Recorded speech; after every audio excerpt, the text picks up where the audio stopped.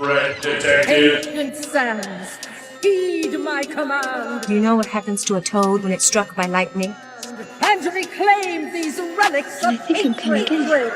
Morphin' time! The same thing that happens to everything else. If the apocalypse comes, beat me. Beat me. Beat me. Beat me.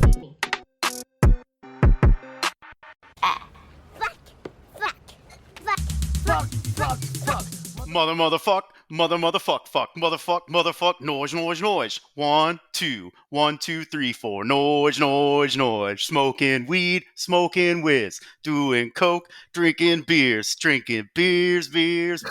Rolling fatties, smoking blunts. Who smokes some blunts? We smoke the blunts. Rolling blunts and smoking them at Hey, let me get a nickel bag. $15, little man. Put that shit in my hand. If that money doesn't show, then you owe me. My jungle love. Oh. I think I wanna know ya. More stay in the motherfucking times.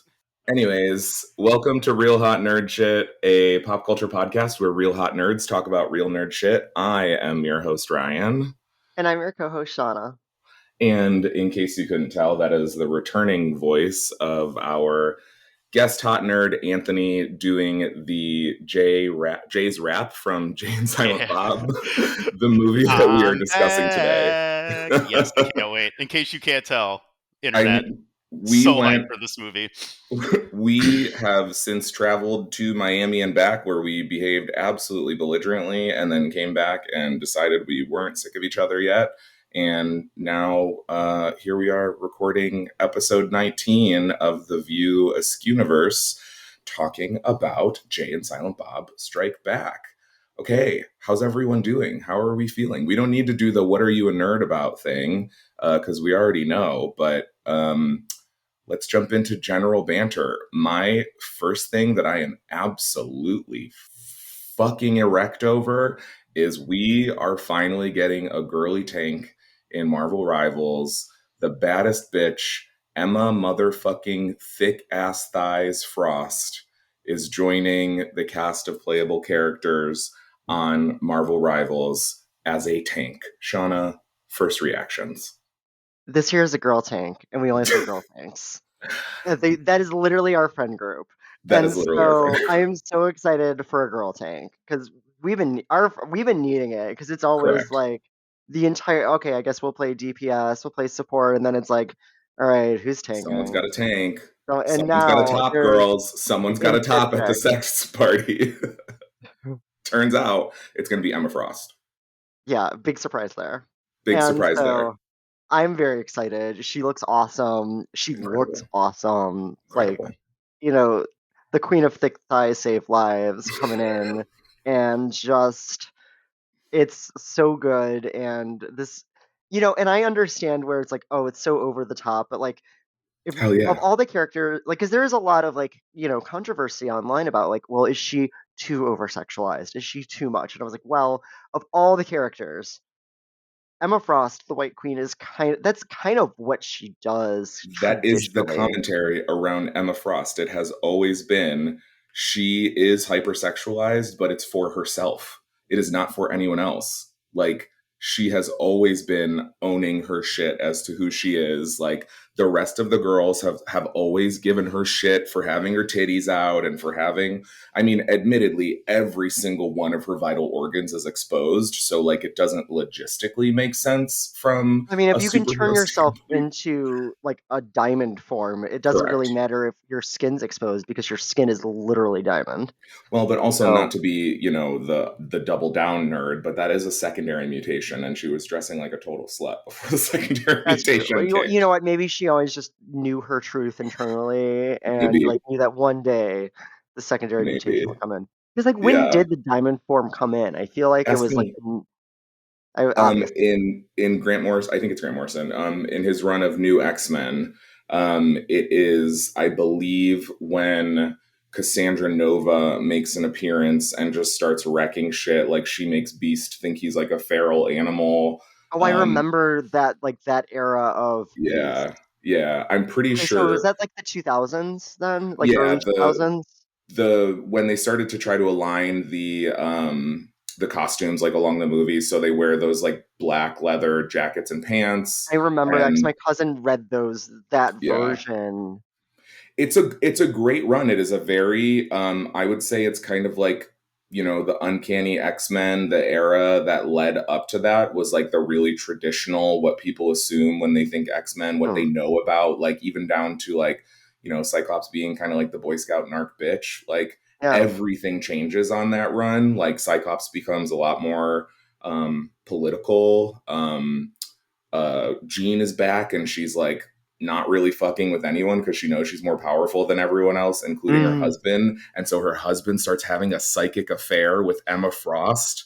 It's sure. incredible. It's top tier. The X-Men are your messy gay friend group that are all fucking each other, and everyone's really emotionally intelligent, but we're still fucking each other. So we're Well, and thrilled to have then Emma. they move into their homeworld, the Uncanny Valley. Shut up, no. Oh, is that We not it? actually, no, that's not it. Oh, Krakoa is the new map that we're getting on Marvel Rivals, which again, as an X-Men fan, Sean and I were watching the play trailer yesterday, or like the gameplay trailer of Emma on Krakoa map, and we were fully just like, it is so wonderful to be an X-Men fan right now. Like X-Men 97, we know stuff is coming in,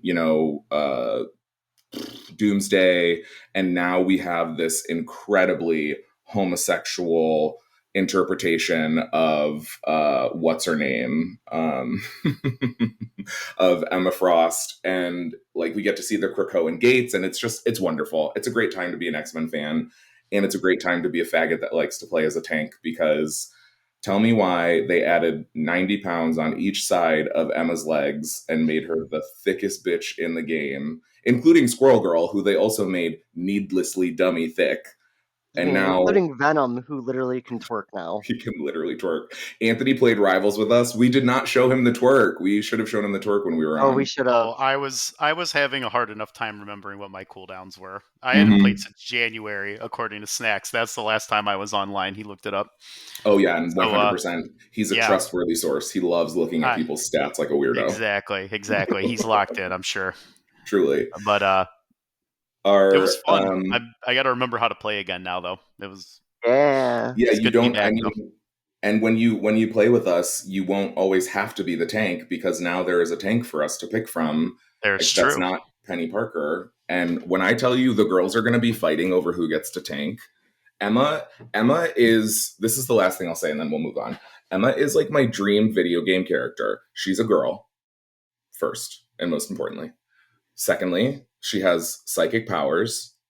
Thirdly, she has powers that are ranged, so she doesn't have to get in there. But then you can turn into your diamond form and get up in them guts and start fucking meleeing these characters. Like, that's all I want in a video game character. I want versatility. I want range. I want a cunty bob. I want tits out.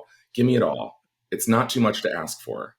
Thank you, Marvel A girl can Rivals. have it all. Oh, girl, we can have it all, girls. We can.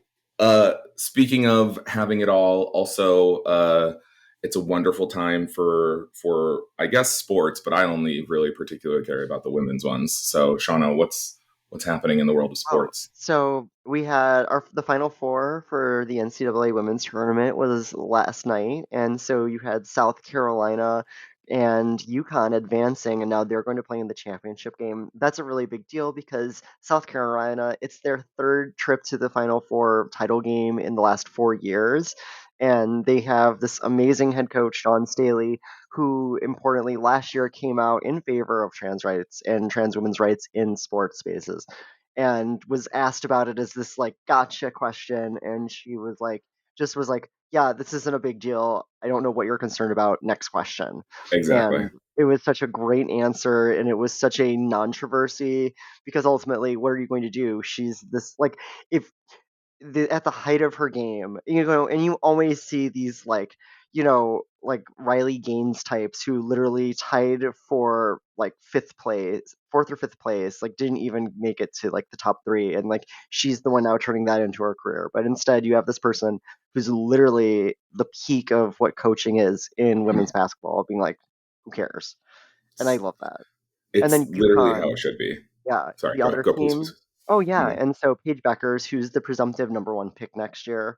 And so I thought of this last night, and I thought this is like a weird. I don't know the stat on this, but it might. I can only imagine it's the first time that the presumptive number 1 pick for both women's and men's is a white person, because Cooper Flag of Duke very well might go number 1 in the men's like WNBA, the MNBA, if you will. And the Yes, correct. WNBA, Paige Mhm. Beckers presumably will go to the Dallas Wings. And so I thought that was just like, I'm like, huh, I wonder if that's actually the case. If that's actually, because I can only imagine it is. Well, I'm giggling thinking about how on the podcast that made me like podcasts, the Read, they were talking about, like anti DEI initiatives and blah, blah, blah, and how, like, what are you going to do? Anti DEI, the NBA, I'm sorry, the MNBA? You're gonna segregate the National Basketball Association? Sounds fun. Sounds like something that everyone's definitely going to turn out to watch. Yeah, I'm The sure that'll worst. go very well, just like all the other efforts. Exactly. Yeah. But yeah, Um, but Paige Beckers of UConn, they're just, this buzzsaw rolling through. So it'll be really interesting to see what happens on Sunday at 3 o'clock Eastern. who are you pulling for? It's hard because on one hand, I really like the idea of like someone new winning. Like I like Paige Becker. She seems like she's both a good player, great teammate, like really like supportive. Like there was like a story of where she was like cooking her one teammate like dinner during Ramadan, like afterwards. Like a really interesting, like just seems like Hmm. she gets it, is actually really like, but also I kind of love South Carolina. So I'm excited for whoever wins. As I described last night as we were watching Yes. Drag Race, Yes. I was saying if we get an Anya Nerve, Lexi Love like top 2, whoever, it's a reverse Aliens versus Predator. Because whoever wins, we win. Correct. Because Ani Nerve is a black queen and Lexi Love is a trans queen. And And so from our friend, Cleveland. and from Cleveland, Anya is from Cleveland. And Jewel Sparkles is our resident Latina queen. And so, our friend group is pretty well represented. And then there's the Sam Star, who, now, again, spoiler, if you haven't watched Drag Race, we need to make sure we put a spoiler in this too. But like, this is a top 4 I am totally here for. I'm glad that who went home. I'm glad. I'm not even going to How are talk you? about fucking Susie Toot. You I can't batted out for stand. Susie too this I whole can't stand season. that bitch. I'm glad that she's gone. And this is a Final Four where I'm always excited at the end of Drag Race when I am rooting for all of the queens. I have a favorite. I'm always going to root for the black girl, but like, and also the girl from Cleveland, but I'm And she's cool. I such a want all of them to dynamo. win. Really and truly. Really and truly. Um, okay, so next order of business, Anthony and I think I might use some of our cute vacation pics for promo because we took some Ooh. really good pictures. But Anthony and I were just in Miami for his brother's wedding. Like top highlights, Anth. How would you describe Miami in a nutshell? Oh man. This is Miami in a nutshell. Help, I'm Miami in a nutshell. Very, yeah, yeah. Very similar to that. Solid Austin Powers reference, by the way. Yes. The Pimpus family being huge Austin Powers fans. That's such a timely reference, Shauna. Correct.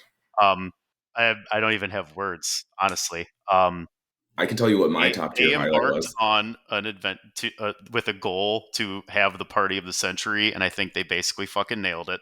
Yeah. Like, everybody looked so good. It was so beautiful. Everything went so well.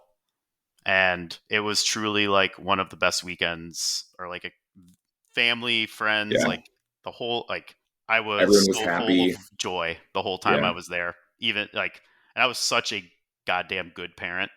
From You, like oh my the God. hours of 8 a.m. to 10 p.m., I was like super dad, just Yeah. crushing it. And then it was like now dad's going to have some fun. And I did indeed have so much fun with all the people. I did it like perfect. Yeah. Like I never got Oh, so messy that I couldn't get up again in the morning and like be super dad again. I like threaded Yeah. the needle. It was so mint. It's such a great time. I really, most of the time that I've spent with Anthony's kids has always been like arranged time. Like we are getting together, the kids will be there. It's going to be nice. We're celebrating a birthday, blah, blah, blah, which is obviously how you spend a lot of time with most of the kids in your family. But to spend time with them on vacation and like play with them in the pool and like I taught Mallory this thing that my dad and I used to do in the pool called surfing, where like you lay on the bottom of the pool and you kind of move along and then the kid balances on your back like they're on a surfboard. And it felt so special to teach her that and to do that with her. And like these these are like my I grew up with their father, and like there were so many times when I would just be like, oh, well, when me and your dad were kids, like blah, blah, blah, blah, blah. And that novelty will wear off. But something about having like a lifelong best friend always makes me very like reflective in general. Like I feel like even in college, I remember like sitting and watching him play rec hockey and being like, holy shit, we're in college and he's playing rec hockey. And I used to watch him play hockey when we were like, 10 or whatever. But that's also how it felt to be there for the wedding. Like Jonathan has always been the big brother that I thought was really cool. It's Anthony's brother. Because I didn't have a big brother. And so Jonathan was always like the quintessential cool guy. He always had really good style. And then, he marries this lovely woman. The wedding was impeccably styled. There was not a single moment where I was like, oh, I wouldn't have done that. Like every single thing I was like, great choice, great choice, great choice, great choice, including, but not limited to, the number one favorite moment of the weekend. So Anthony's family, like my go-to talking point was like, once you're a pimpus, you're a pimpus. Like when you're in, as long as you do right. Asterisks, some restrictions may apply. But but Mrs. Pimpus is something special. The original Mrs. Pimpus, not the newest crowned Mrs. Pimpus, AKA Yaya, AKA my mom. Yaya to Anthony's kids, Mary Jo, the goat, somehow the loudest member of the Pimpus family. She is like everyone's second mom. She took care of every single one of us. Like because it was a destination wedding, it wasn't like, everybody and like all your friends you invite. Like it was small, or it was still a huge wedding, but like a good chunk of that was like actual family, and then like the closest family and friends. Like it wasn't your 20 something wedding where you're like, oh my God, we worked together, come to my wedding. Like it was a chosen few and chosen 200 or something. But when Anthony's dad, was giving the speech and he like stopped to thank his wife, I think Jonathan started it. Yeah, but my brother started an MVP chant, and the entire hall, everybody, all started chanting MVP for my mom, and it's It was so incredible. well deserved. Like, Yeah. like, not to like toot my own horn, but I was receiving compliments throughout the weekend from people about like, oh, you're such a great dad. It's so nice to see you. And I'm like, I had such fucking good parenting role models. Yeah. Like they weren't perfect, but like Who is? until you like see my brother's friends from college come back as like grown ass men and be like, I still talk about your mom. Like, I didn't have that in my life. And to just come to your house and see like a mom and dad and a family, and then to just like welcome everybody in and be like, you're in it. Like, you're with us. Like, like, yeah, it makes you feel really fulfilled. And I mean, I'm sure it made like my mom absolutely should never stop hearing like how Oh my God. great of a mom she is to not just us, but to like all of her kids from all of our like individual, like mine and my brothers, both like our different phases of our life. Like they're all still like MJ's The kids. bonus pimpuses. I'm telling Exactly. you, like there's a select few of us that like, again, when you're in, you're in. They treat everyone like family, like really and truly. Sam, me and Andrea's personal trainer, was there. And you would think like her and Angela were longtime business friends, the way that they were just chopping it up at the dinner table. But then, there's me, lifer, and it just like there's no difference in how we are treated. they're just they're really great parents, and you both are wonderful parents, and it's so wild to think about the fact that I used to call Anthony's house phone, which I out of the many burn cells I have brained away over the last 35 and some change, your landline, which I will not recite out loud, though I do still remember it. I know the last 4 of yours. I can't remember the first 3 though. It had a nice little numeric bounce to it, but It did. Boop, boop. exactly.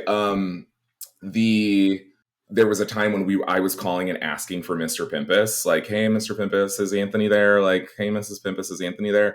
And now, like, you're Mr. Pimpus, and someone is going to call to ask to hang out with your kids. And the first time it happens, I need to, like, I want to know about it. Are they though? Oh, that's 'Cause true. that's You not don't have a how landline. people work that's not how things work anymore. Oh my Yeah, God. their Interesting parents text aside. me Whoa. and say, "Hey, Peyton would like to hang out today or whatever," Yeah. and then Boo. I know Yeah. this Boo. modernity. I'm just like, I hadn't even thought of that. But also, as like a kid, I used to have so much anxiety over the phone. Yeah. And oh like my the thought of gosh, yeah. calling the unknown, not knowing who would pick up, I hated it. Like, Yeah. especially when I was calling like girls and things, like where Yeah. I was like, that The was extra always like layer of nerves. yo, yeah, Mhm. absolutely. Mhm. Speaking of, I don't know, absolutely nothing. Well, perhaps speaking of vacation, we were going to briefly touch on this Mike White Lotus nonsense that came out. Proof positive that once again, this is why we can't have nice things. We literally have been talking about how, like, Mike White, the creator of White Lotus, like, my favorite joke that I've seen is like Mike White is Ryan Murphy for people who can read, which is like the shadiest thing that you can possibly say.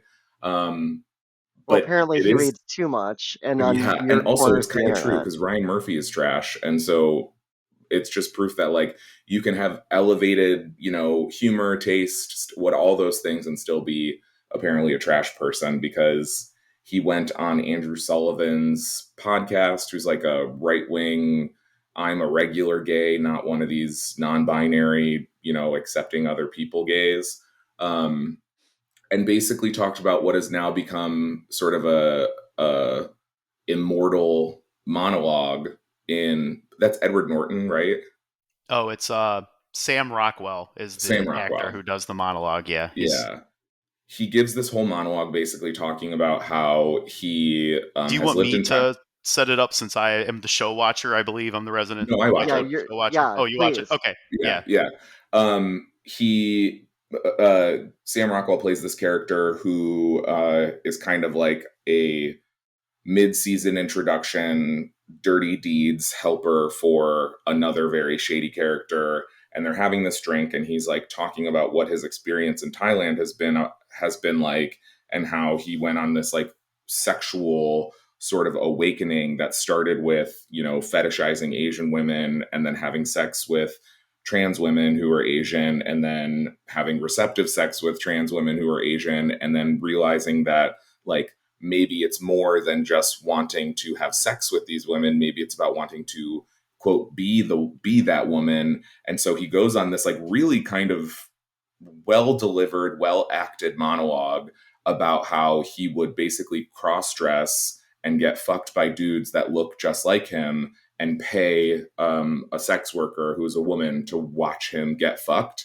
And then he would like make eye contact and have this, like, as I took it, like sort of transcendental, well, not that type of trans, but like this sort of like galaxy brain experience of being like, I am her, she is me, she is me getting fucked, and I am fucking myself through her kind of shit.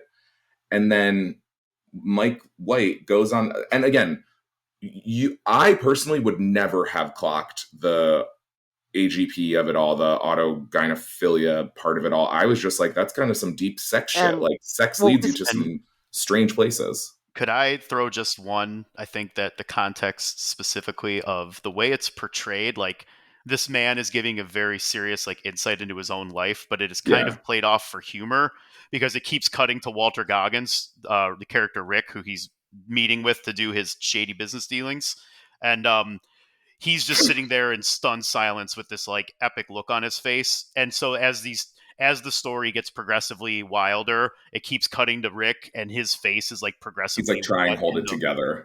and so Yeah. it's played for humor in a way that I guess is informative based off of the way that Mike White was describing the scene on this. So I'll let you guys take it from there. Yeah, and I'll add one more thing, and then Shauna kind of bring us through. But it's also, I think, supposed to be sort of illustrative of his like rock bottom, because after that he like stops fucking random people and gets sober and has sort of like this moment of, I don't know, realization or Yeah, something. he's But a practicing Buddhist now. His yes, because he was Rick's party friend, and they were he's there to buy criminals a gun from basically. him. Like that's some Yeah, insight into what their past was like, and so he was shocked that this guy didn't order a drink, and then he went into this story about how why we he's got sober here. and he's a Buddhist now, and this is how Yeah. he ended up there. So Mike White goes on this podcast with this problematic white gay, this other problematic white gay, and Yeah, it's starts. very like history of being very racist, very transphobic. Like he is like that conservative gay pundit, Mhm. like Andrew Sullivan is. And he references this widely discredited theory that is referred to as AGP, autogynephilia. And it's this like thought that the reason why and it's almost exclusively trans women Of because course. nobody cares about trans men ever. Of And I think course. that should clue you into how bullshit this theory Right. is that we're like only because we are attracted to ourselves, not as for the sake of being women, as this like which is so ridiculous because also one of the things is if you ask the same questions that they would ask trans women to cis women, they would also be like, oh no, I find what I'm wearing, like if I'm wearing a dress, doing my makeup, feel like I look good, that look good, feel goodness of Mhm. just how everybody kind of is. And they're like, it's not that you're turned on inherently by doing this, it's that I look and feel good. And so that lens was turted to make it this fetish, to make it this really like, oh, this is why they're wrong and bad. And Mhm. clearly, this guy Mike White buys into this, that he's like, and built this kind of transphobic like dialogue into his show, even. And Mhm. it's been widely discredited.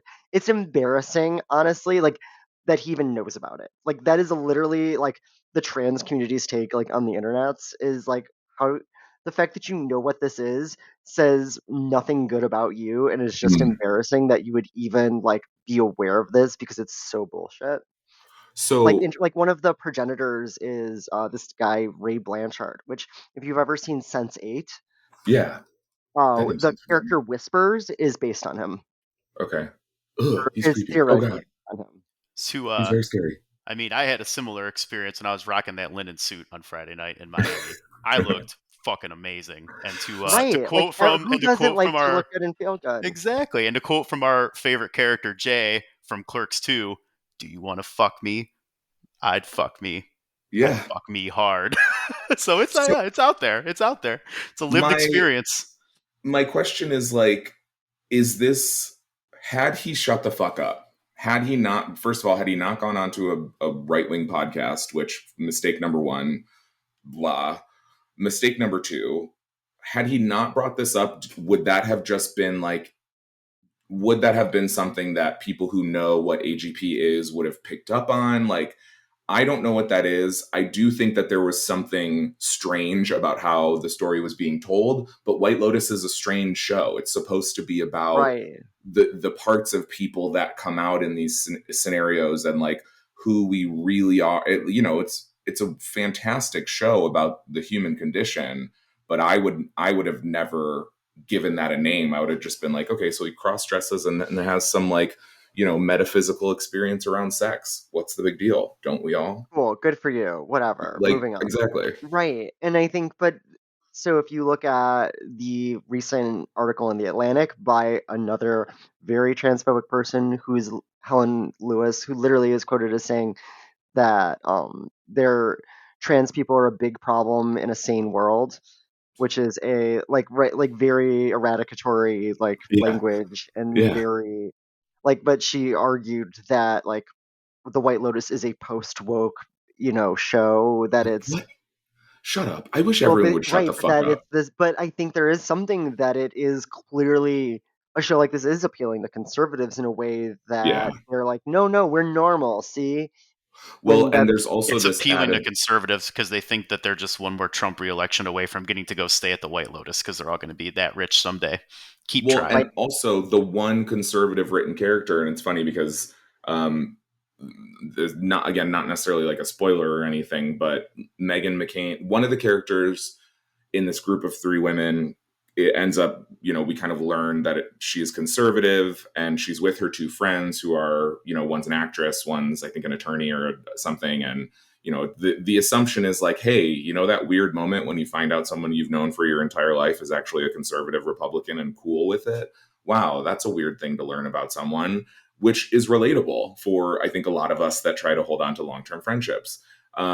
But the conservative woman is like a very normal human being. She's not out here being a bad person. Like, they don't paint the conservative character in any negative light, except for the fact that she's kind of shady, which some people They are. seems all to are. be. They But all are. It's actually, and as both Shauna and Anthony will understand, perhaps more Shauna than Anthony, but Anthony by way of me, that's how girls can be in friend groups. I cannot tell you, if you have a triad, the likelihood that the other two are not talking about the one that's missing is like 2%.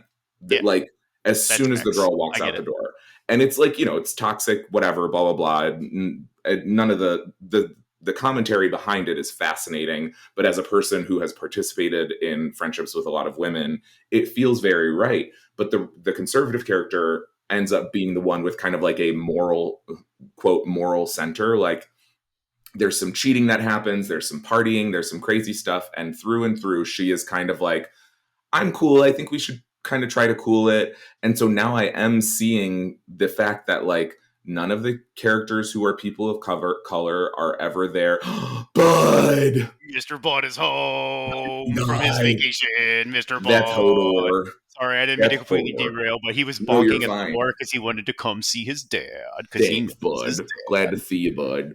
But yeah, the end of that is just like, thinking about how they have portrayed people of color in these shows. Like, is White Lotus kind of problematic? Like, yes, obviously, Like, because but like, honestly, hearing about like the fact, like, oh yeah, the one normal character, the secret Republican, yeah, yeah. kind And of the this only like, character that's a person of color is an Belinda. employee, like a recurring character is an employee of White Lotus who does have like her own independent story, but she's the only character. She works for White Lotus. Every season she is working.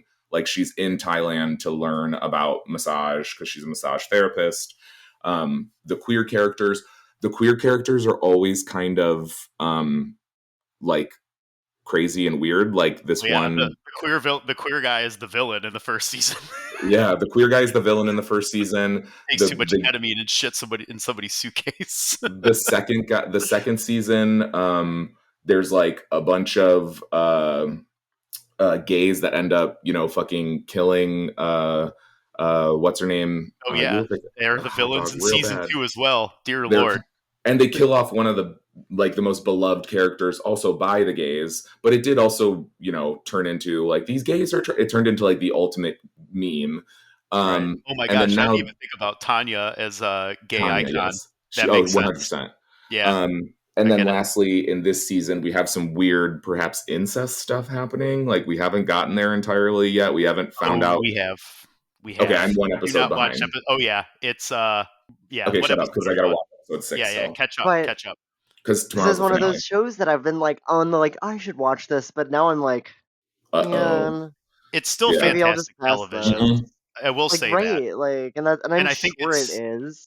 But okay like, to acknowledge its faults or maybe the blind spots that the creator has, but still, right, maybe, but appreciate it for it being fantastic art in many other facets. But it has a blind spot, we come to realize, with the creator. Yeah. That's fair. Yeah. Or I don't even think it's a blind spot. I think it's intentional. I think I was trying to be yeah, I was trying to be diplomatic. I wasn't just gonna like drop. You guys can drop the hammer. I'm very, but it makes me wonder where it's going to go, and if this if it gets picked up more than just in like small corners of the internet, because especially if there is more to that, especially Yeah. there was rumors that one of the characters had a non-binary kid, and that character got cut after the election, and all of There those was a kinds of bunch of things. stuff from earlier seasons too, where I'm now thinking about it. There's just a lot of stuff. We'll have to come back to it after the And that's season what is I'm done. Yeah, because we're saying. right on we are recording before the finale. The finale is tomorrow. So by the time you Yeah. hear Okay. this, the season will have been finished and we will have more to say Well, specifically about and the I plot, mean, I suppose. thinking about the other shithead author of where there was a lot of really problematic stuff that people kind of glossed over until Yeah. she kind of played her whole hand and you realized just how informed by prejudice and bigotry she really Right. was. That there Anthony, actually have you ever was picked a up lot on the there. anti-Semitic undertones of the uh, goblins and how they are styled to basically look like propaganda of Jews from the Hitler era, and they all work in banks? Oh yeah. Yeah. I never put that together until J.K. Rowling revealed that she's a transphobic piece of shit, and everyone was like, "Oh yeah, did you ever notice this? Did you ever notice this?" And I was like, "No, I didn't. What the fuck?" One, Yeah. Oh yeah. yeah, No, I clocked that the for character sure. name of the one of three black characters in the story being a very racist name, Kingsley Which one? Shacklebolt. Oh yeah, I never liked that. And the Well, first Asian off, girl is named Cho Chang. yeah, Jesus right, Christ. again, the way that Jesus they just Christ. clearly fatness is a sign of moral immorality, in that Mm-hmm. almost all the fat people are bad people and should feel Yeah. bad for it. Mm-hmm. All right. Anyways, on to better Yeah, media. yeah.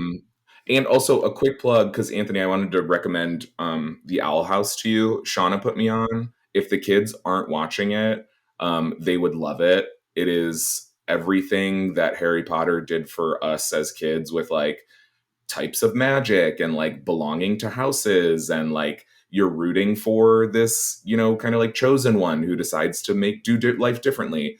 It's really good, really beautiful, really representative. Trans characters, queer characters, all in a way that is just oh. So Shauna put me on. There's episodes of this podcast of her telling me to watch this. I have since watched all of it, and I fucking love it. I think Milo will love Hootie the Owl because he's funny. But Also, anyways, Big City okay. Greens. If your kid hasn't, Big What City is it? Greens is so cute, and it's literally what my child's watching in the other room, which is what made me think of it. And so I love it's such a cute show, has a really great heart to it, and it's a good kid show. Also on Disney. It's pretty good. Whatever will get them asking to watch, if they're going to consume media and they're not asking me to watch YouTube, I'm all for it. Big City Yeah. Greens, telling you, it is a great binge, and you'll sit down and Owl watch. stories or Owl Owl House. House. Owl We'll House we'll and Big text it City to you Greens. too. Yeah, Yeah. Perfect. these are some classics. Yeah, classic. So we are here to talk through Jay and Silent Bob Strike Back. Kind of, we chose to do these ones, this one sort of paired with Mallrats just because of the prominence of Jay and Silent Bob. And as stoners, as nerds, Jay and Silent Bob are the standouts in a couple of movies. I mean, obviously Jay and Silent Bob is their movie, but in Mallrats, they are the standout. Just through and through, they are the characters you want to watch. So, Shauna, do you want to get us started on the plot? Yeah, so Jay and Silent Bob features our favorable, lovable, loudmouth stoners from New Jersey, and they suddenly find out that these creators of a comic book, who are the Chasing Amy writers, they had made Blunt Man. Yeah, that's the So, in Chasing Amy, these characters create Blunt Man and Chronic, and that carries based on their over. real life friends and experiences with Jay and Silent Bob, Got and it. it hits big. And so now Blunt Man and Chronic, clearly based on their likeness, are now going to Hollywood, and everyone's giving them shit because this is the height of that late 90s early 2000s internet where everyone's posting on message boards and everyone is just flaming them, and they're like, we are fucking clown shoes, we are Yeah. jokes, and we need to stop this movie, because stopping production seems to be a very common theme in the Askewniverse. Right. And so, And go ahead, sorry. yeah. No, please. I was going to say, so they go on the road to try to stop it, and one of the you know, moments that we'll get to later is they visit Brody and he takes them on the internet, and Jay literally says, "What the fuck's the internet?" What the fuck's the Fuck internet? is the internet. Incredible, really and truly. Just an absolute time capsule of an era that no longer exists. And, this is the point. Or that Yeah. in order to use the Or wait. internet, they had to go to a terminal inside of a fictional fast food restaurant, Right. and it didn't have God. Best installed on it, so that when they tried to go to moviepoopshoot.com, it was like, this site Oh my is god, blocked. moviepoopshoot.com. Right. Definitely on the ban list. Definitely not Best can't go whitelisted there. on Mubi's firewall, I would imagine. Yeah. But hey, it's a movie. Willing suspension. And so of they go disbelief. to, because Kevin Smith actually has his own comic book shop, Jay and Silent Bob's Secret Stash in Red Hook, New Jersey. And so this, Brody is in this fictional version of it, that he is now the owner of this comic book store. And they then go and visit Holden McNeil, who is played by Ben Affleck, one of multiple characters played by Ben, because that's just Right. what they do. He was My the note bomb in is- Phantoms, yo. My note is, so that's not Shannon Hamilton, the guy who likes That's to not fuck Shannon people in Hamilton, uncomfortable that's Holden, places. who is going to be in I believe, our next installment where we look at Chasing Amy, which is a personal favorite of mine. Can't wait. And so, but yeah, so him and Banky, who they go and they find out they signed their likeness away. They can't do anything about it. So of course they're like, well, that's ridiculous. We can do something about this. And they go to fix it, which is where they then meet up with the Girl Squad, featuring Ugh. Shannon Elizabeth, fresh off her American Pie, where she's this is the height of Shannon Elizabeth's career, where this is where she's writing off the fame from American Pie, and she cashes in Jay and Silent Bob Strike Back. That also features Dushku and Sorry. Our queen, Ryan and all mine's of a sudden queen, my Eliza. notes changed. Went to Elijah. bad. Yeah, wait, read the Girl Squad again. Okay, Justice, played by Shannon Elizabeth, a gorgeous animal rights activist who Jay immediately falls for, and her crew, including Sissy, played by Eliza Dushku, Chrissy, by Ali Larder, and Missy, played by the wife of Kevin Smith himself, Jennifer Schwalbach, and Reggie, who's Ali's twin, apparently. Who was Reggie in there? No, I just have that. Yeah, I don't even know who Reggie is. Was there a Reggie in the van? Guess so. Oh, there was a guy. There was a dude, wasn't there? The guy was it's the original fucking, Patsy. yeah, exactly. Sean William Scott. Sean William There it Scott. is. Yeah, Stifler. Yep. Because he's Yeah. I Because wanted again, to this do is him that more, era of movies. Yeah. We Stifler. just one quick pause. Shauna was talking about the peak of American Pie fame. That was really the peak of dirty internet humor movie fame. That was American Pie, obviously Jay and Silent Bob Strike Back.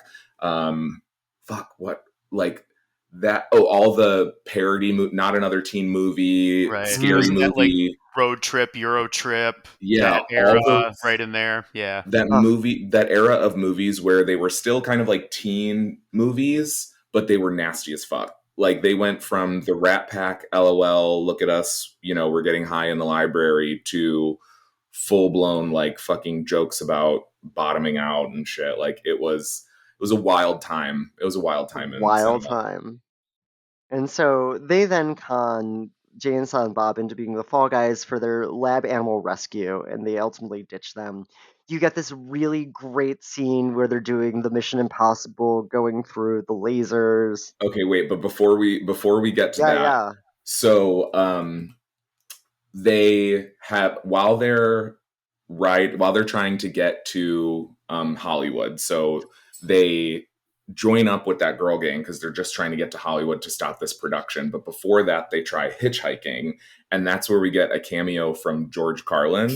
And George Carlin tries to teach them the rules of the road, which is ash, cash, or grass, and ass, cash, or grass. And George Carlin is portrays this super progressive, gay, straight, who cares kind of motherfucker who drives away and like fully sucks the trucker's dick as he's driving away. And Like, then I could just, I like the picture of George Carlin just like mouth wide, like Yeah. that goes is a down to, stand-up like, comic. his, That man knows how to deal a joke, like incredible. And so he teaches them, like that's part of like the hitchhiking Bible or whatever. And so Jay and Silent Bob get picked up by a nun played by none other than Carrie fucking Fisher, Princess Leia herself, because Kevin Smith has taste again in casting. But he, like, there's this misunderstanding because she is talking about the actual Bible because she is a nun, you fucking weirdo.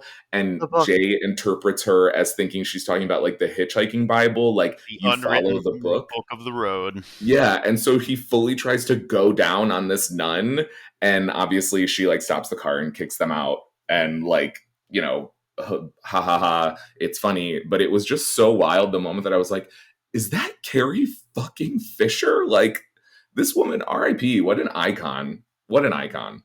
What an icon! God, you know. But again, such a true, like, Kevin Smith is such a nerd's nerd. He Like really the is. fact that, you know, getting like that George Carlin is like a feature in multiple Kevin Smith movies because he's also the Cardinal in Dogma. I need to watch Dogma again, but This the time with more poop the Golgothan shit demon. I feel like we talked about that We did, maybe because on the other yeah, one. and I just can always hear Selma Hayek saying that Golgothan shit demon, like the way that she does, like, Oh my god, that's so funny. We definitely talked about that, and that's something that I yeah. do not remember.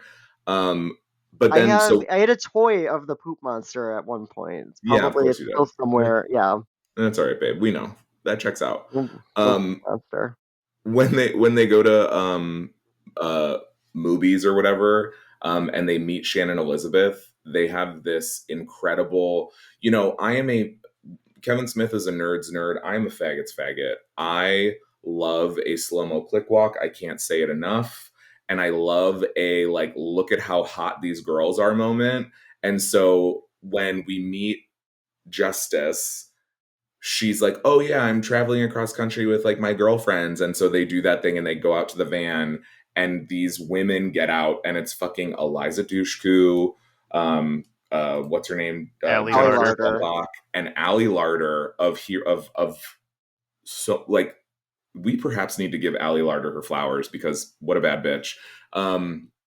But they all come out and this music is playing and Eliza Dushku is just like fucking tousling her perfect fucking hair and they're all so hot.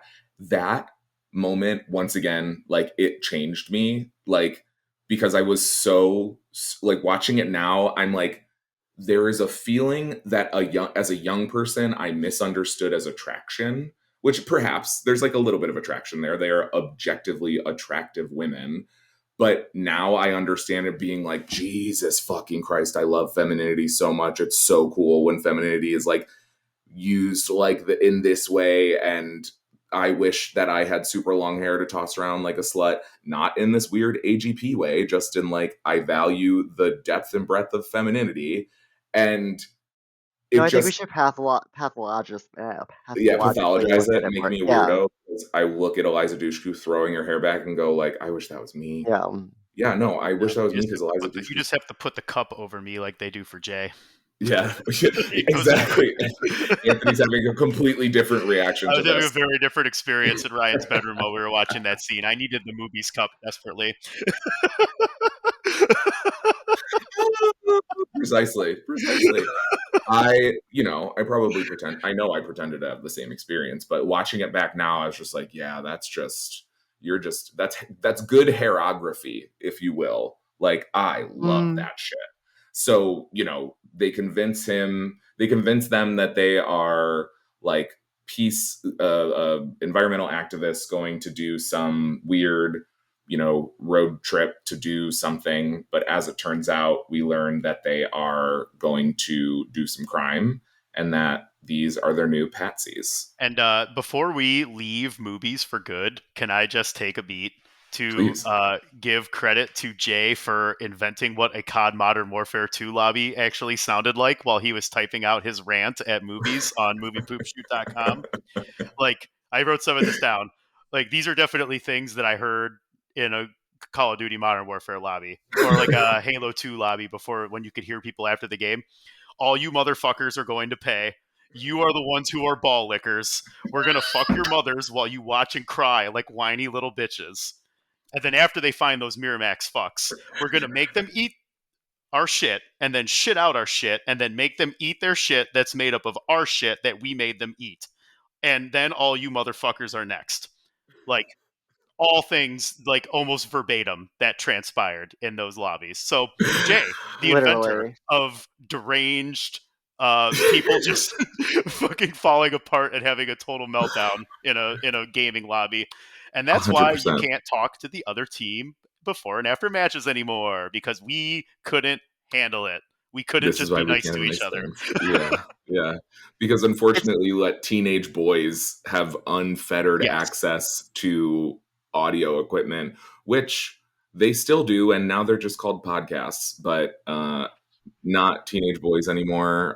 So you should know how to talk about things and not sound like a fucking raving lunatic. That's why the word But gamer is a derogatory term, is right, because of that era and its impact negatively on the culture of video games. Yes, and T. obviously the just innumerable amounts of slurs and misogyny and blah Mhm. blah blah blah blah. Right. So And also just general poor hygiene. How the fuck are you gonna ever have something bad to say about somebody when your booty smells like a fucking like rundown McDonald's rest stop? Like, get the fuck out of here. You don't get to call anyone anything when, again, you're so nasty that you wipe your ass and it smells for days, Brody. yeah, exactly. It's a lot of Brodies out there who need to There's a learn how lot to of wash. Brodies. Exactly. All right, carry on. But- I but- just wanted that yeah. quick aside.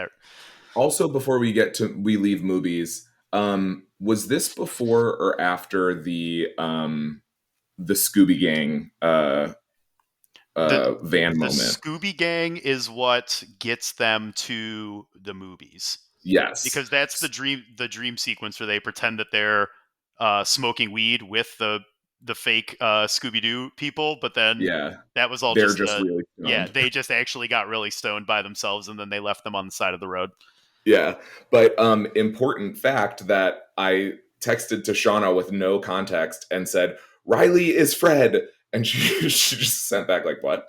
But the guy who plays the fake version of Fred is Mark Blucas, who plays everyone's least favorite Buffy boyfriend, Riley Finn, in seasons 4 Ew. through 6 of Buffy the Vampire Slayer. His And name as is soon gross. as I don't like him, and I don't even know him. Mark Blucas, yeah, he fucking sucks. That's Yeah. we Yeah, talked Mark about him. Lucas seems like a bad sex move. It's it also seems like if someone were trying to create a fake name for the creator of Star Wars, like the parody version of Star Oh yeah, Mark Wars. Lucas, of course. Yeah, Mark Lucas, notorious creator of star bars, star conflicts, celestial conflicts. Okay, anyways, so they they go to this animal testing place, and they go and they have this incredible Mission Impossible thing. So the guys are charged with releasing these animals in the animal testing thing, but in reality they are using them as a patsy so that they can rob a bank or something, like some the diamond repository, I believe. Yes. And in this scene where they are doing their Mission Impossible thing, I was like flashing back. I cannot tell you how many times I fast forward, like I rewound and rewatched that series, because it's like these hot women in cat suits doing a click walk. They're all walking in synchronization, and then they go in there and they make their silly little jokes, and they have a decibel reader that is also a birth control medicine thing. They're all And like fixing themselves before they get ready to yes, cartwheel through the laser traps. Yeah. yes, it's like just peak straight guys writing hot girls doing stuff that we all kind of want to see, like acrobatics and flipping their hair and blowing each other kisses and then farting, because straight guys. So, and actually girls too. Like, let's be real, everyone Yeah. thought that was funny. Ali Universal Larder, truth is that farts are funny. I don't give a fuck universal who you are. truth. Farts are funny. Exactly. Boys don't get to own that. No. So then they bail and they leave with their diamonds and leave Jay and Silent Bob to take the fall. And so now they're being chased by Will Ferrell, of course. Totally like, forgot about that him. he was the cop somehow. Me too. yeah, 100%. right. Well, and I think what's interesting is because there's so much is about Miramax, which, looking back now 20 years later, and Miramax is so hard to separate from Harvey Weinstein and from Mm, all that was going on that front. But that's why you have so many American Pie cameos and why you yeah. have, like, it's very steeped in that era. But, and I think that's where, like, spoiler alert for a future episode, but like talking about Chasing Amy and the experience that like Joy Lauren Adams had with Harvey Weinstein and how like Damn. that's part and parcel of why Dogma hasn't been released is because it's still held by Miramax and they're just now getting that able to be separated. But so Those much of it Miramax is fucks. deep in that negative era of filmmaking. Yeah. And so in his, awful misdeeds and abuse of power. So I think Yeah. that's a really interesting aspect when looking at this movie also and the whole like it's obviously not Kevin Smith's fault, but it's still something that we as, educated film viewers and as fans have to be aware of and discuss when talking about movies like this. Yeah, agreed. Because it's like the only way to contextualize it is to know about it and talk about it. Like we can't change what it was, we can't change how it went, we can't change that we didn't know we didn't know the terribleness of the things that were happening to these people that we really loved, or the terrible things that people we really loved and respected were doing. And so we don't get to just put our heads in the sand. We talked about this obviously like any number of times with many of our favorite creators ending up Unfortunately. being monsters. And, it just, critical consumption is the only way to do it. And it also means that you might have to let go of stuff. Like it does. So, for example, the guy that created Buffy, now that I know what I know about him, I can't really watch Dollhouse. Like I tried watching the first season a million times and I can never really get into it. And then I gave it a shot and I was like, oh no, this is now that I know how he moves and how he really feels about women and how now that I understand how women are portrayed in media in different ways, I just can't watch it. So like, it doesn't change my feelings about Buffy, but it changes my feelings about his other properties and how I can't necessarily view them in the same way and don't really care. Like, it's okay. I'll never watch Firefly.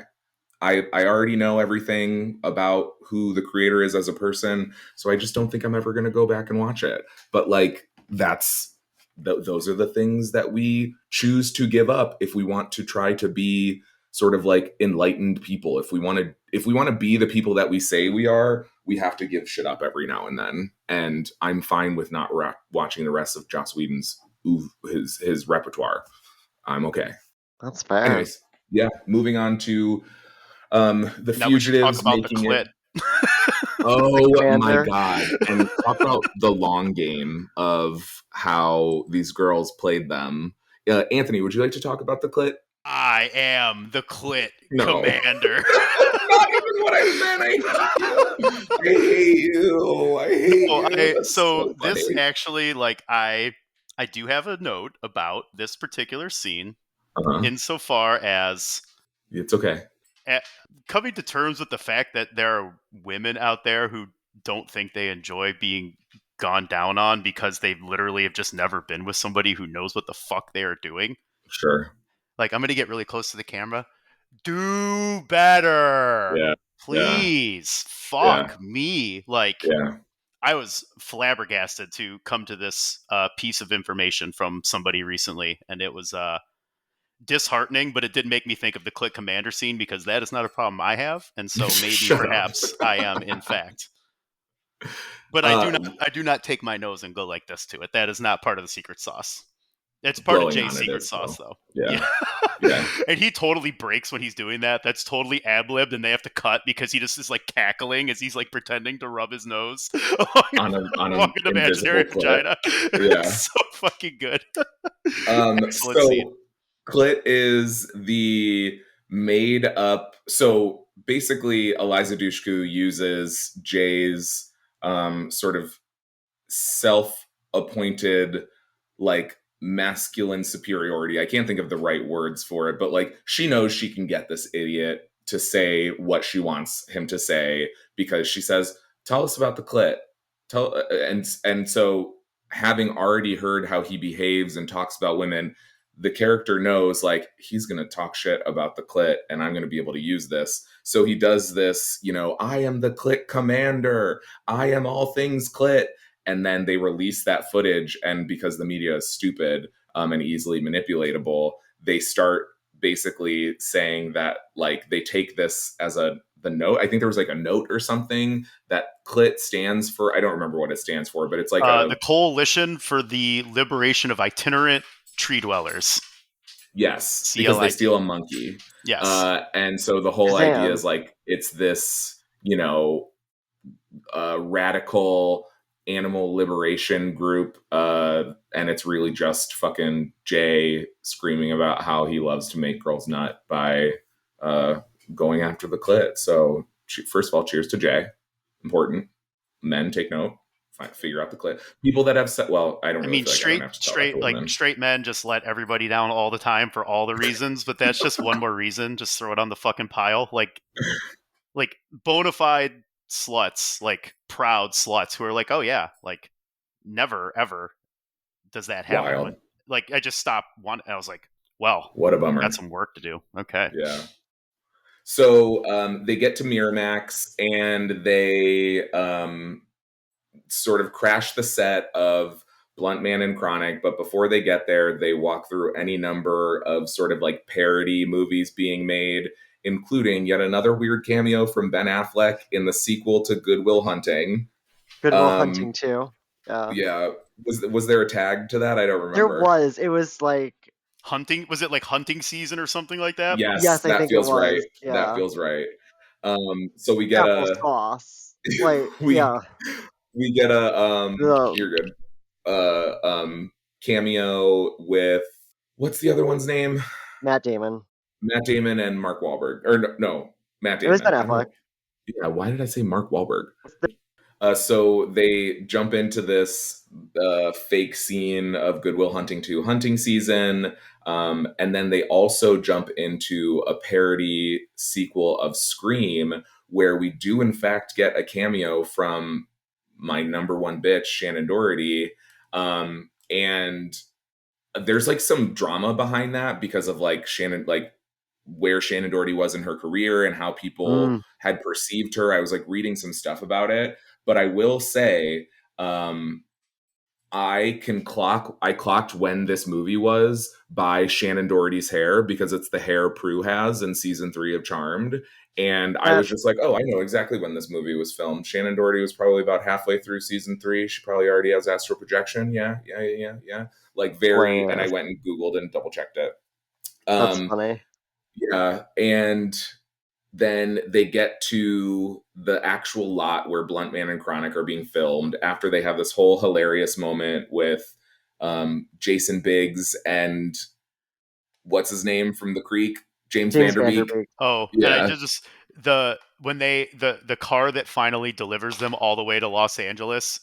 They get there and there's just like total knockout driving a Jeep, and Jay like gets up and he's like massaging his jaw, and just I don't know. I got to. Oh, got it. The rules of the road. Yeah. The rule. Yeah. Yes, I do remember that. So yeah, they steal the costumes off Jason Biggs and James Vanderbeek, and they do some sort of like meta commentary because they acknowledge the fact that American Pie is a film that has been made, which also stars Shannon Elizabeth, but Shannon Elizabeth is not playing Shannon Elizabeth, but Jason Biggs is playing Jason Biggs, which is kind of weirdly meta in a strange way. It's kind of like when Julia Roberts plays Julia Roberts in Ocean's 12. Yeah. Well, and James Vanderbeek, not the first time that he's played himself, because he is hysterical playing a fictionalized version of himself in Don't Trust the Bitch in Apartment 23. Yes. Starring Jessica Jones herself. Yep. Yeah. Kristen Ritter. Oh my gosh, that is one of my favorite underrated comedies that only has like 2 seasons. It's so good. So With an unrelated friend. they get to the lot, and who do they like? What happens from there?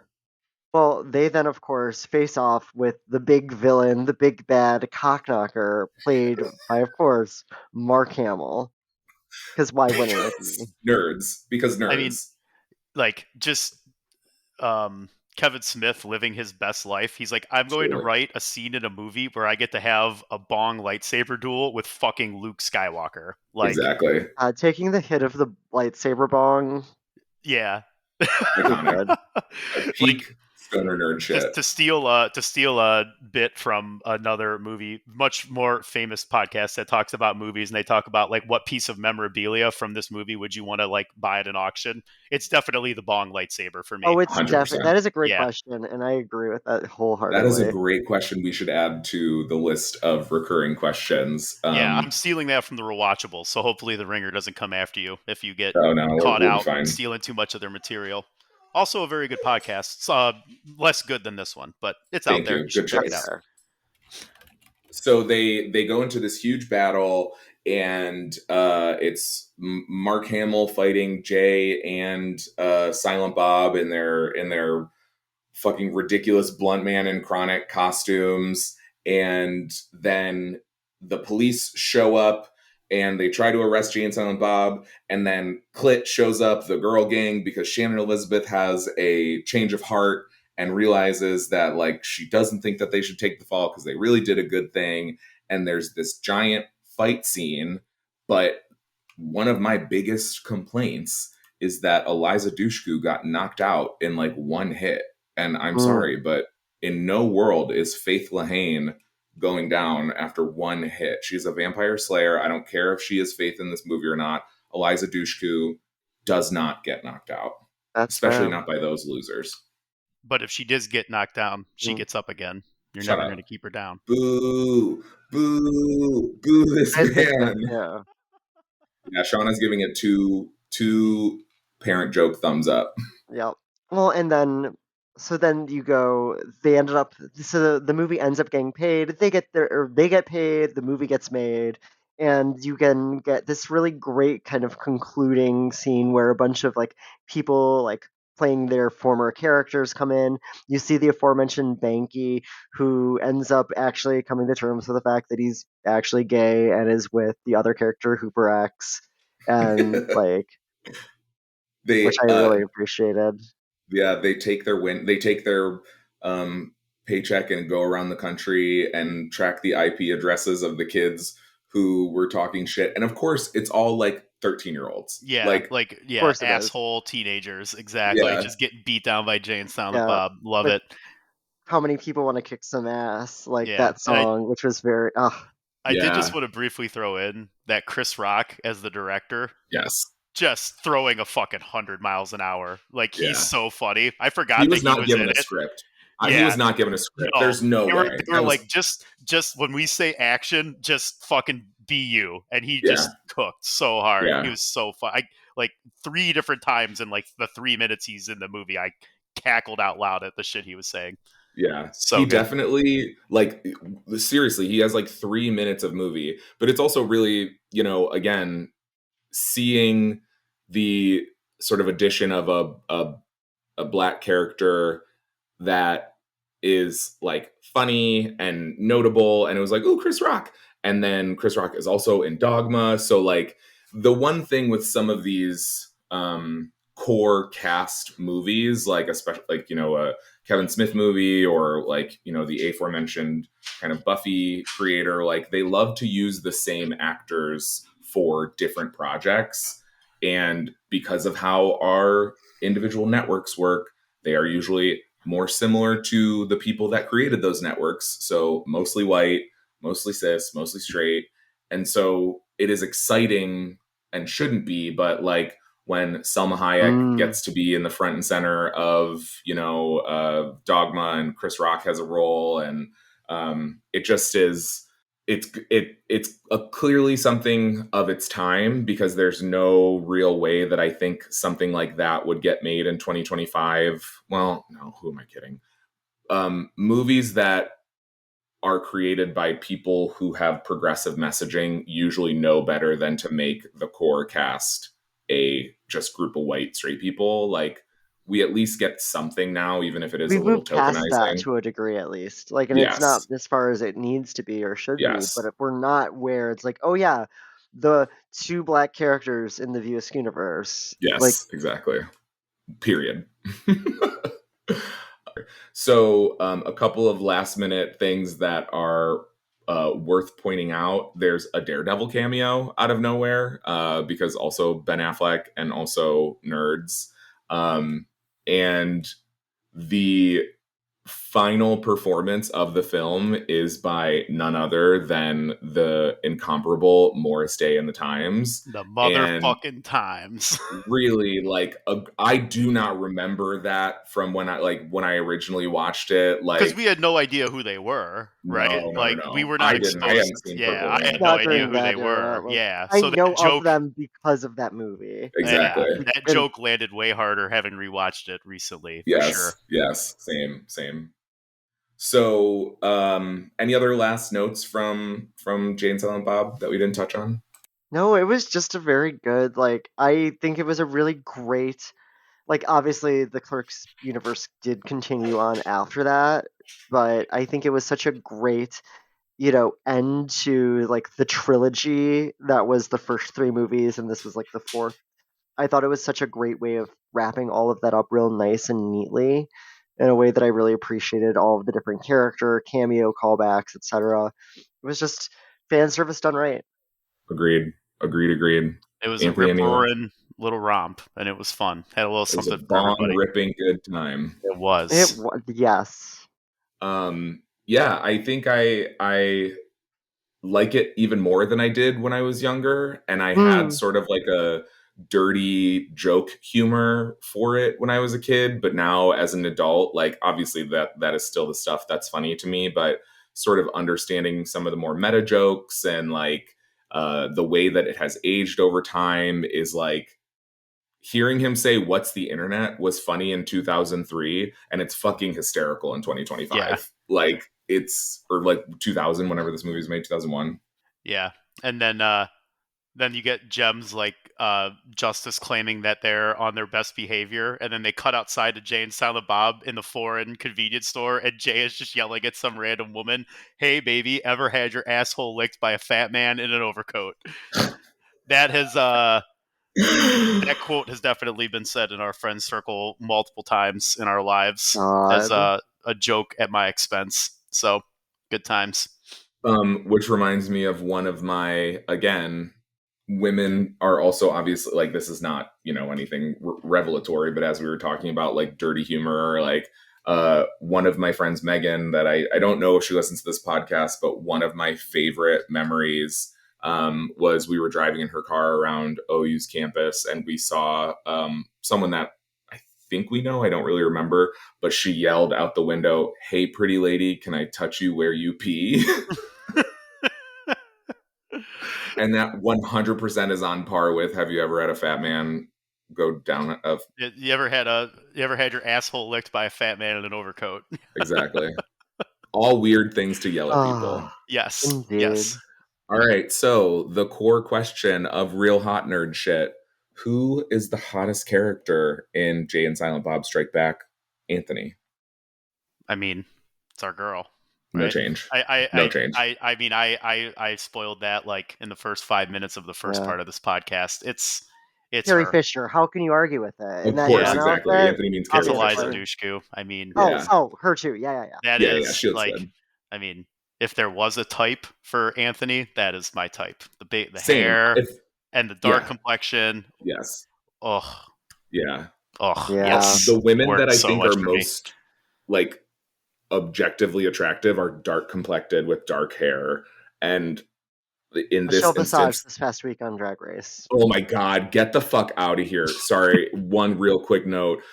Everyone that watched Drag Race, the season, the semi finale or whatever, when they have the top, Michelle Visage, I fully thought that was a black woman. Raven was clearly doing her makeup that night. Shauna, who's the hottest in Jay and Silent Bob Strike Back? I'm going to say Shannon Elizabeth. I think she was Mm, really having her moment, and hmm I think that like her girl next doorness, I think is hmm just very attractive and really and so I got to go with her. Yeah. Um, and I will say Eliza Dushku as well. I think, she will always be just so beautiful to me. Like Mm. I have unpacked my standards and expectations around white beauty. Like I recognize that beauty is along a spectrum of all sorts of different types, and Eliza Dushku is one type of woman that I find just absolutely like, you're so pretty, don't look at me. Like I'm literally just I have since I was a teenager. When she She's tells always the when been. she tells the pizza guy that she's in the mood for some hot Sicilian and starts pulling her shirt up, Yeah. like even Yep. still, wow, Yeah. yeah. Yeah. Yep. That was Grown like up still. Anthony may have entered puberty while we were watching that movie for the first time. I was like, holy shit, yeah, still Yeah. got it. Still got it. All right, gang. Thanks for tuning in for our third episode of the Askewniverse. We'll be tying it up with Chasing Amy, and also sort of talking about the documentary Chasing Amy, which is about the making of the film. But Well, and it's like about the kind of its history as this kind of queer, but still also very queer film in an era where that just didn't exist. yeah, And I think I it's really can't wait. fascinating. It's I've gonna never be even so seen good. Chasing Amy, so this will be my first time Okay, watching yeah, it. I think definitely we should watch Chasing Amy first, and Yeah. then watching the documentary, which is I can't say enough good things. Yep. All So Oh right. my god. much like Brody or one of the other recurring characters in the Askewniverse, I have now had my own standalone. So Yeah. I've been the main character, and now I Mazel get to tov. fade back into the background and be my cameo appearance in your guys' other shows moving forward Yeah. until we do this again. It's been Can't such a wait That joy. sounds to It's great. been so fun.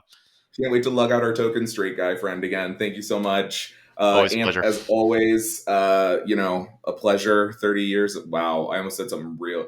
30 years of giving each other pleasure, man. Just couldn't ask for a better And bestie. on that note, My And on hetero that life note, mate. thanks for tuning in to Real Hot Nerd Shit. You can find us on Instagram at Real Hot Nerd Pod. You can follow me and Shauna on Blue Sky at Helen Pastels and at Intuitive Blurred. And I did see at El Toro AP happen to like one of my posts. Well, So yeah, because it's ooh, about me, and I'm a exactly. self-absorbed bitch at the end of the Yep. day, just like everybody else. So yeah, I had to self-gloss because here I I am. told Why him not? I taught him well. All right, gang. I, Bye. See ya. All right, y'all, we hit some technical difficulties, so we're going to end this recording here, and we'll pick up in part 2. See you there.